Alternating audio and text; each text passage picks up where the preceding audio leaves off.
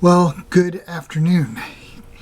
This is our Friday devotional based on the Revised Common Lectionary. We are currently in Year B. This Sunday is going to be the 22nd Sunday after Pentecost. We have a few more Sundays left before the end of the church year. Today we find ourselves again in Mark's Gospel chapter 10, starting with verse 46. Then they reached Jericho, and as Jesus and his disciples left town, a large crowd followed him. A blind beggar named Bartimaeus, son of Timaeus, was sitting beside the road. When Bartimaeus heard that Jesus of Nazareth was nearby, he began to shout, "Jesus, son of David, have mercy on me." "Be quiet," many of the people yelled at him. But he only shouted louder, "Son of David, have mercy on me."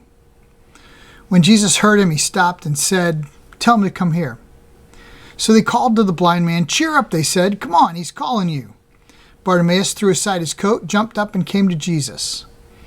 "What do you want me to do for you?" Jesus asked. "My rabbi," the blind man said, "I want to see." And Jesus said to him, "Go, for your faith has healed you." Instantly the man could see, and he followed Jesus down the road. That's a short one, but it's a good one. Blind Bartimaeus. He simply, and sometimes Jesus healed in different ways. Sometimes it was a physical touch. Sometimes it was a different type of touch. In this instant, Jesus just simply heals blind Bartimaeus, and he follows blind Bartimaeus, then follows Jesus. I think it's interesting because at first glance, we see this idea that blind Bartimaeus calls out to Jesus. Calling out to Jesus. Yeah. Mark lets us know that Bartimaeus called out to Jesus. "Son of David, have mercy on me. Have mercy on me." Something we should all be crying out. "Son of David, have mercy on me."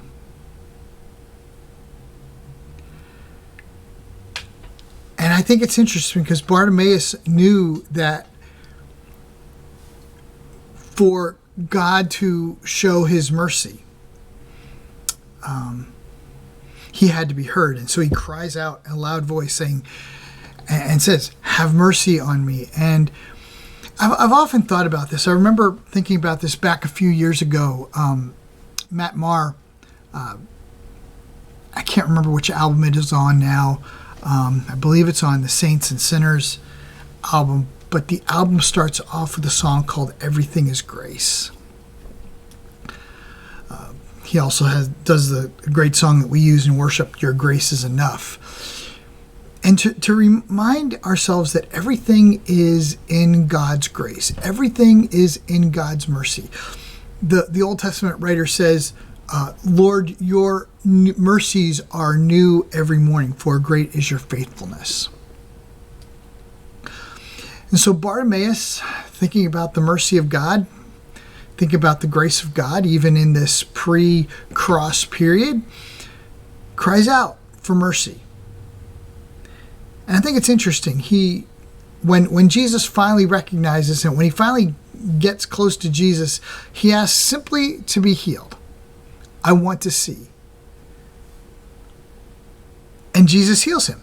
So cool. But sometimes we get ourselves caught up and we forget to call upon God's mercy. To remember that everything is grace. Every moment, every day, everything that God gives us is grace. We don't deserve a bit of it. And so we can very easily say, along with Bartimaeus, "Jesus, son of David, have mercy on me. Have mercy on me." I think that's blind Bartimaeus put himself in a really vulnerable position. And I think as Christ followers, we need to put ourselves in vulnerable positions where we can be ministered to by God's grace. It's funny, I've seen it a couple times recently. People's like, we say we should pull ourselves up by our bootstraps, or we say God helps those who help themselves. And in this case, and in many cases, matter of fact, most cases in the Word, God does not help those who help themselves. God helps those who are repentant. God helps those who cry out for His mercy. God helps those who cry out for His grace. God helps those who know they are sinners. God helps those who ask for help. That's not the way we want to be in our culture. Where our culture tells us, hey, we got to look out for number one. We got to take care of ourselves, and God will help us. And really, it's the other way around. If, we can do those things for ourselves, but we must rely on God's mercy. We must rely on God's grace. I think of that prayer. There were two men, a Pharisee and a publican. And the Pharisee got up in front of everybody. He said, "Oh, look how I'm so much better than everybody. I am not like this publican." The publican got there, bowed his face on the ground, and said, "Lord, have mercy upon me, a sinner." I believe Jesus asked who was vindicated that day, and it was the man who was calling upon mercy. And I think that's a good point as we wrap up today, is to call upon God's mercy. We need to rely on God's mercy. We need to be obedient to God, and we need to be obedient to the commands of Christ. But every day, every moment that we have is a gift of God's mercy, and we need to rely on God's mercy and His grace, for it is the only thing that will help us.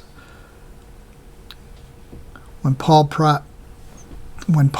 prayed to have the thorn in the flesh removed 3 times, God said, "My grace is sufficient for you. I will help you. I will help you, but my grace is sufficient for you." For Bartimaeus, when he said, "Have mercy upon me," He healed him. For others, He simply says, "My grace is sufficient for you." But everything we have is grace. Everything that we have from God is His grace, His mercy. So let's remember that today as we think about this devotional. Go in peace to love and serve the Lord.